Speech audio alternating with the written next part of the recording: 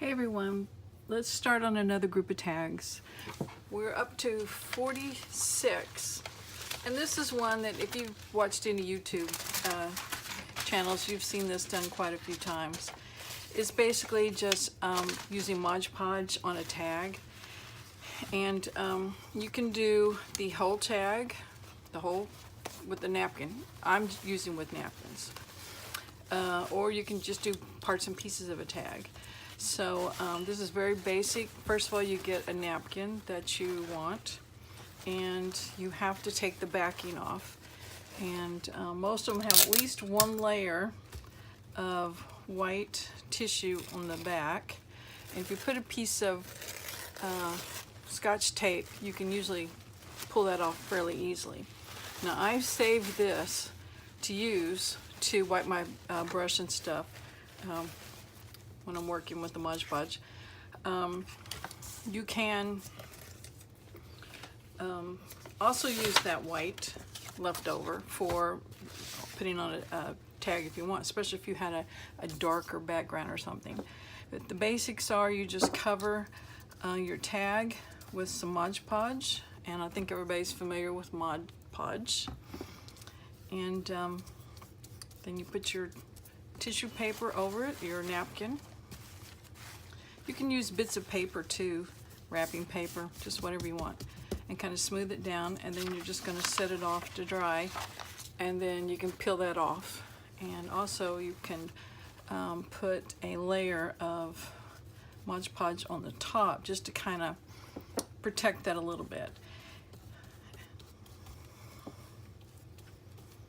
When I first started out, I thought, you have to do the entire tag with your napkin, but of course you don't. You can just put that over there, a piece of one. So I've got this one. I'm just going to use the bottom part of this napkin on this one, and it can be the beginning of something else I would do with the tag, with a collage or stamping or whatever else I might want to do with the rest of this tag. But this would be like my first layer. And the two tags I've been doing, demonstrating right now, are just cut out of some leftover cardstock or cardboard, chipboard. But this one is an flashcard that I used some paint on the back so there'd be surface right on the back. And I've actually probably should put, let's just use this white, a whole layer. I was going to put just this little square that I cut from another napkin just on this card, but it won't really show up with all this busyness going on. So let's just use some of this white. And that kind of tones it down a little bit. So let's just put another layer of the white. Just going to fold it over.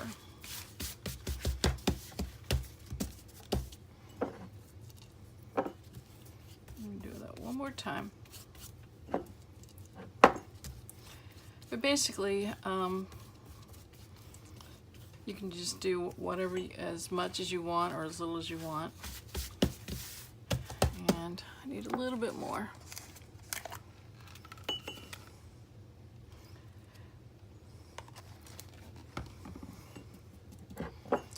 Cover this whole thing.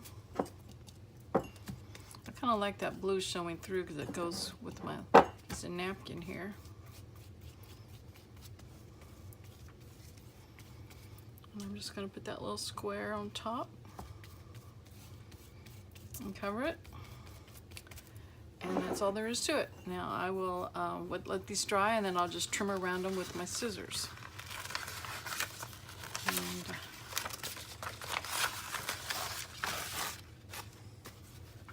okay, that's idea number 46, and we'll look at those when we're finished to see how well they dried. Which is using Mod Podge to cover up a tag, or use it as the beginning stages for whatever else you might want to do on your tag. All right, idea number 46 is also one that's, of course, around a lot. It is collaging on a tag.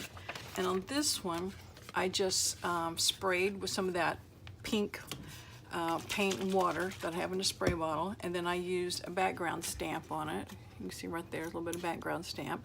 And I used a little bit of, I don't know if that was spray or if it was some, I have some distress ink that's that color. And then I used some washi tape, and then I used the Mod Podge and put some little scraps of music paper on there. And then to finish the collage, I would just take a bunch of layering things that I've done, and you've seen this before if you've watched my other videos. I'm actually going to finally glue it down. I've got a little bit of sheer ribbon there and some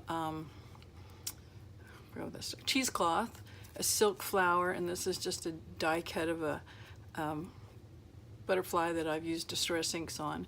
And then this is a stamped image of a postage due stamp, and I just stamped it and then cut around it and inked it up. And then I glued all those together, and you've seen me use this a lot just to demonstrate that you could collage, you know, on a tag or whatever else you've been working on. So on this particular tag, since we're talking about collage, I'm actually going to glue it down. So like I said, I had all these other layers, and I'm just going to put this in the middle. One thing about using collage on tags is it could interfere with it going in the pocket. So this one would definitely have to go into a thicker pocket that's got more room that can accommodate it. So that's like a lot of times your collaging will be on your pockets or your pages and not necessarily on your tags. And the collage doesn't have to be dimensional. It could be flat like I originally started out with my base. But anyway, that's idea number 47, collaging on tags. Idea number 48 is shaker tags. And I have several samples, and I hope I have this all finished. Yeah. I started out with the basic, just plain cardboard and plastic. And a shaker tag is basically a plastic bag that's got some glittery things or some things that move around. And I put this one on a tag, and of course you can write on it on the back. But I took a piece of just packaging plastic that I had, some thinner plastic, put it on top of the tag, which is chipboard, and just took it to my sewing machine, and I sewed around these three sides, and then I filled it with the stuff, and then I took it back to the sewing machine and sewed the top. So that's just a plain basic one. And when I was doing that, I learned a trick was do exactly what I just said. Take your card stock or your chipboard or whatever you're using to the sewing machine with the plastic and just sew around it on three sides. And on this time, I didn't trim it all off at first. I left this little lip so that I could actually put my sequins and beads and stuff here, and was able to get it easier into the tag. And then now all I have to do is just sew across the top and then trim the plastic. So that's an easier way to fill your shaker tag. About the time I was working on this, I saw a video from Yvonne Preston, and I'm going to try to put the link below this, in the description box below. And she was making shaker tags, and they were just gorgeous. But basically what she did was she took an image, and here I've got one of Santa, and she put, she used some acetate she had purchased, and I am using on these a sheet of this stuff right here. Some transparency film for plain copiers that I had bought at I think Goodwill or Salvation Army for $1 or $2. And it's just a thicker plastic than the packaging I had used. So either one works. Here's what I have left over, so you can kind of see what it's like. And the only thing I don't like about it, it's just a little bit cloudy. So if that bothers you, then you probably should just use something else. But it worked okay for these. So you take an image, you put your transparency film on it, go straight to the sewing machine like I had done earlier and sew around it. Except Yvonne didn't leave the narrow top open, she left the whole side open, which definitely makes it easier to fill your tag. You just have to be careful you don't lose the fillings. But anyway, then you take it, you fill it, take it, sew it back, and then she took hers and glued it onto another piece of cardstock, or this is manila folder or something to kind of sturdy it up. And then she added some ribbon at the bottom. And then she also had a little collage up here, but I didn't put that on mine because I don't want Santa's head covered up. And here's just another one I did. It's a woman, and I did it the same way with the same transparency film, sewing 3 sides, put the stuffings in it, then sewed it back up, and then I'm just going to glue it down and put some lace on it. So anyway, definitely worth checking out her video if you want to make these shaker tags, because she takes them to a whole different level. So just going to glue that down onto a piece of manila folder and add some ribbon, some lace at the bottom. I'm not going to put anything at the top because I don't want this young lady's face covered up.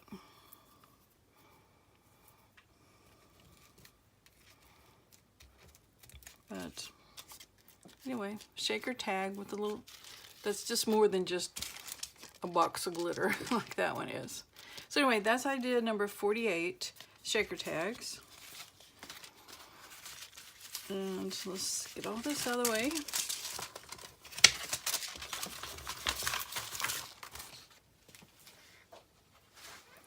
#49 is Franken tags. And I don't know who had this original idea. I know I first heard about it from Nick the Booksmith. She was making Franken paper, and then people just took it from there, I guess, and came up with Franken tags. So basically what it is just scraps of paper that you glue onto a piece of tag, cardstock, chipboard, or whatever.